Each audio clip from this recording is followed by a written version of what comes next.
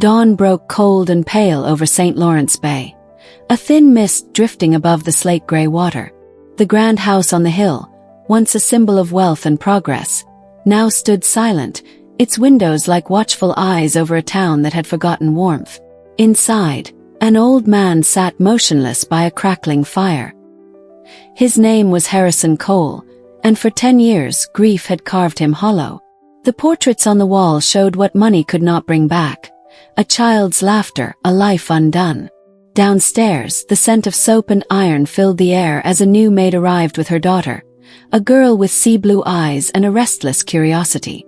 She didn't belong in this world of marble and silence, and yet, the moment her gaze lifted toward the portrait above the mantel, the air shifted. Her lips trembled, and a truth long buried pressed against her chest. "Sir, this boy," she whispered, her voice thin as glass. "He lived with me in the orphanage." The fire snapped. The man's heart stopped. Somewhere between the old world and the new, a door had just opened, and nothing in that house would ever be the same. If stories like this move you, subscribe to Canada's Heartfelt Tales and share your thoughts below. Your voice keeps these stories alive. The silence inside Greywood Manor didn't last long. By noon, the winter light had turned sharp and silver, reflecting off the snowdrifts outside the wide bay windows. The air inside was heavy with the scent of lemon polish and grief. Harrison Cole stood in the middle of the great hall, the portrait of his son still staring down at him. The maid's daughter, Chloe, stood a few steps away, clutching the hem of her faded blue sweater. "Say that again," Harrison said, his voice low, almost hoarse. Chloe hesitated. "He lived with me, sir, in the orphanage. St. Jude's. His name wasn't Ethan there. They called him Matthew." The words hit like the crack of ice breaking across a frozen lake. For a long second, nobody breathed. Brenda, the maid, tried to pull her daughter back, whispering apologies. But Chloe didn't move. Her gaze stayed locked on the portrait, the painted smile, the small wooden sailboat in the boy's hand, the light in his eyes. "That's him," she said softly. "He used to draw that same boat." Harrison's chest tightened. "You're mistaken." "I'm not," Chloe said. Her voice trembled, but there was no fear. "He had a brown dog named Buddy.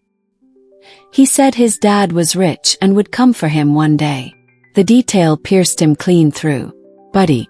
A name that had never left his lips in public. A memory only family would know. Harrison turned away, his hand gripping the mantel. Outside, the wind rattled the tall windows. Inside, something far colder began to move. That night, the manor glowed under the pale moon. Harrison sat in his study, surrounded by the relics of his old life. The files, the land deeds, the unopened letters of condolence. His reflection in the window looked like that of a stranger. The knock came quietly. "Come in," he said. Brenda stepped inside, holding her daughter's hand. "Sir, she didn't mean disrespect. Please don't be angry with her." "I'm not angry," Harrison replied. He turned, his expression unreadable. "I need to know everything." The girl swallowed hard, her eyes glistening under the lamp's golden light. "He didn't talk much, sir. They called him Mute Matthew. But when he did talk, he said things no other kid could know. He said there was a gate with a letter on it. Black one. A letter C." Harrison's blood ran cold. The iron gates at the foot of his estate bore a single stylized C, the mark of the Cole family. He reached for the desk phone, his hand steady now. "David," he said when his head of security answered. "I need every record you can find on St. Jude's Orphanage. Every name, every file, every donation." By morning, the report was on his desk. The orphanage had burned to the ground 3 years earlier. Cause of fire, electrical fault. No casualties. No survivors listed.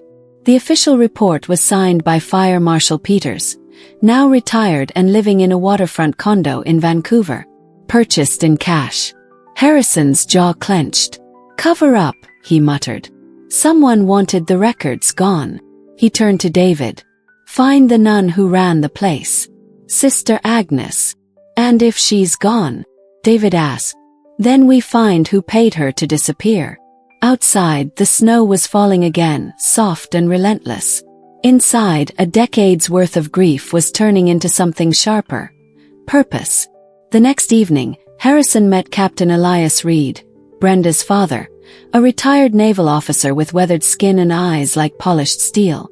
The old man listened in silence as Harrison laid out the facts. Your granddaughter says she knew my son, Harrison said. If she's right, then someone used my own money to hide him. Reed leaned back, his fingers steepled. You think this goes beyond the orphanage? I think it starts here, Harrison said, sliding a document across the table. The orphanage was funded by a shell company, Evergreen Foundation. Its only donor was a holding account owned by Coal Development. Reed's expression darkened. Your own company funded it. Yes, Harrison said quietly. And there's only one man who controlled those charitable accounts. Who? My brother-in-law, Harrison whispered. Richard Powell. The room went still. Reed exhaled slowly. You're saying your wife's brother kidnapped your son? Harrison nodded. He handled all the family trusts. He had access to the funds, the schedules, even the estate security records. He could have planned it all. Reed's voice dropped, rough and low. Then you're not just fighting grief, Mr. Cole. You're fighting blood. Later that night the phone rang. Harrison, it's Richard, the voice said, warm, familiar, careful. I heard you cancelled your trip. Everything all right? Harrison forced a weary sigh. Just tired, Richard. Anniversaries do that. Understandable. Maybe I'll come by. We could share a drink for Eleanor. For the boy. Every muscle in Harrison's body screamed to say no, but his voice stayed calm. Tomorrow. Tonight I'm turning in. He hung up before the lie could tremble. He looked to the portrait again. The boy's painted eyes seemed almost alive in the lamplight. He's coming, Harrison whispered. And when he does, he'll see what he built. Hours later, headlights carved through the dark drive. Richard's car rolled to a stop before the manor. The front door opened to reveal a man dressed too neatly for midnight. His wool coat dusted with snow, his smile polished, insincere. Harrison, Richard said warmly, holding a bottle of whiskey. You shouldn't be alone tonight. Harrison forced a faint smile. Just one drink. They entered the study. The fire crackled. Shadows danced on the portraits. Richard's eyes roamed the room, calculating. He noticed the crayon drawing on the desk. A stick figure boy, a blonde girl and a brown dog. His hand reached out. Don't, Harrison said sharply. Richard froze. For a heartbeat, the room stopped breathing. Then Harrison let his voice tremble. It's just something from Ethan's things. I found it in a box. Richard's smile flickered. He stepped back slowly. Of course. But his eyes had already changed. Colder, sharper. He knew something was wrong. In the east wing, Chloe lay awake, staring at the shadows on the ceiling. Her mother was asleep in the chair beside her. The ticking clock was the only sound until footsteps echoed in the hallway. Slow, deliberate, wrong. Mom, she whispered. Brenda stirred. The doorknob turned once, twice, then stopped. Outside, a man's silhouette shifted in the faint hallway light. He was listening. Then he walked away. Brenda pressed a hand to her daughter's back. It's all right, sweetheart. Mr. Cole said we're safe. But neither of them slept again. Downstairs, Harrison watched Richard leave through the snow. The door closed softly. He exhaled and called David. He knows, Harrison said. He's going after the girl. David's voice was ice. We'll protect them. But he'll move fast. Then so will we. By dawn, Harrison had teams stationed around the manor. But the real fight wasn't in his house. It was out there, buried under a decade of lies. When David called again, his voice carried the sound of tires against wet gravel. We've tracked Richard's car. He's heading west toward the coast. The beach house, Harrison said. No, sir. He's not going home.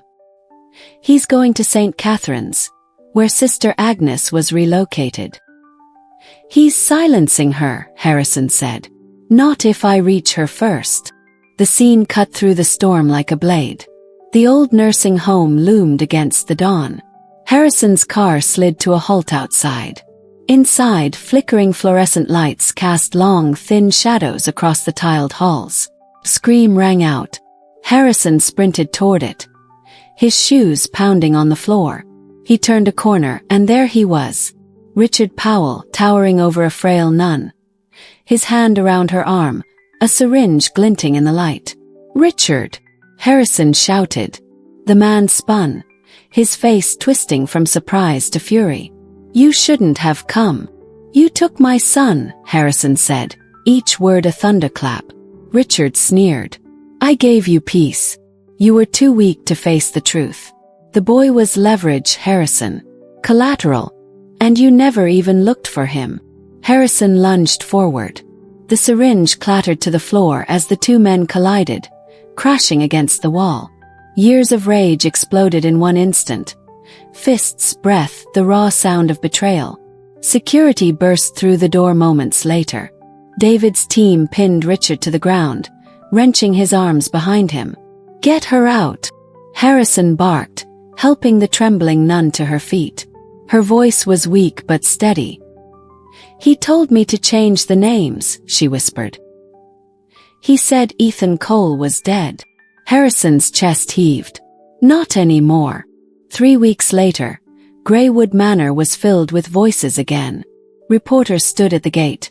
The story was everywhere. Billionaire's son found alive after 10 years. Kidnapper was family. Inside, Harrison sat beside his son. Ethan's face was thin, older than his years, but his eyes, those bright, curious eyes, were his mother's. Across the room, Chloe sat quietly, her silver locket catching the light. "You saved my life," Ethan said to her. Chloe smiled faintly. "You just needed someone to believe you." Brenda wiped a tear from her cheek. Captain Reed stood behind them, straight as a post, watching the reunion with quiet pride. Harrison looked at the group, the small, unexpected family that had stitched itself into his life. "This house was full of ghosts," he said softly. "Now it's full of life again." Outside, snow began to fall.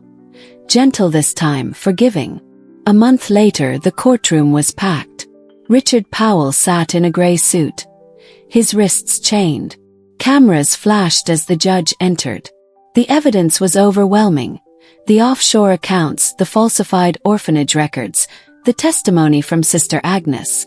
When the verdict came, it landed like thunder. Guilty on all counts. Life imprisonment without parole.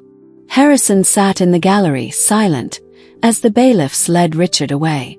Their eyes met one last time. One man hollowed by greed, the other rebuilt by love. Outside the courthouse, the press surged forward. Harrison spoke only once. "No amount of wealth can replace what love gives freely. My son is alive. That's all that matters." That evening, Greywood Manor glowed again, not with sorrow but with laughter. The smell of bread and roast filled the air. Chloe and Ethan were setting the table while Brenda poured tea. Harrison stood by the fireplace, the same one where the portrait hung. But now, beside the old painting, there was a new one. A photograph of Chloe and Ethan at the beach, their smiles real, alive, unposed. Captain Reed entered quietly, nodding toward the fire. "You've done good, Harrison."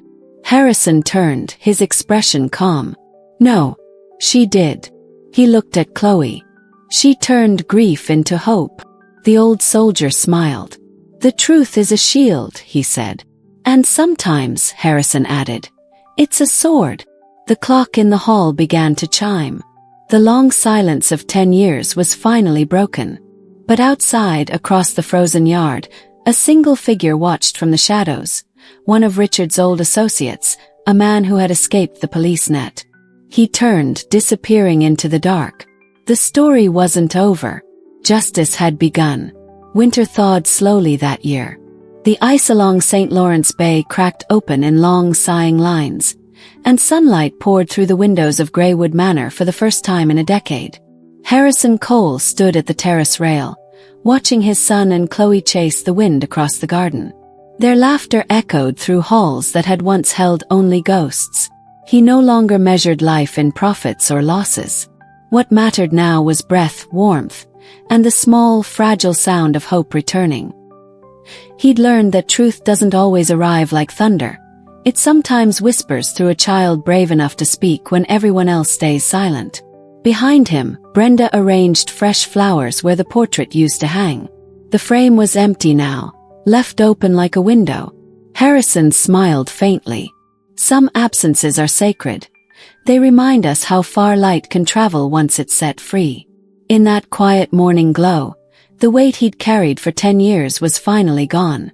The world hadn't given him peace. He'd fought for it, one truth at a time. And standing there, he understood that redemption isn't about forgetting the pain. It's about turning it into purpose. If this story touched something in you, help these voices keep speaking. Like, share, and subscribe to Canada's Heartfelt Tales, because every truth deserves to be found, and every light deserves a chance to shine.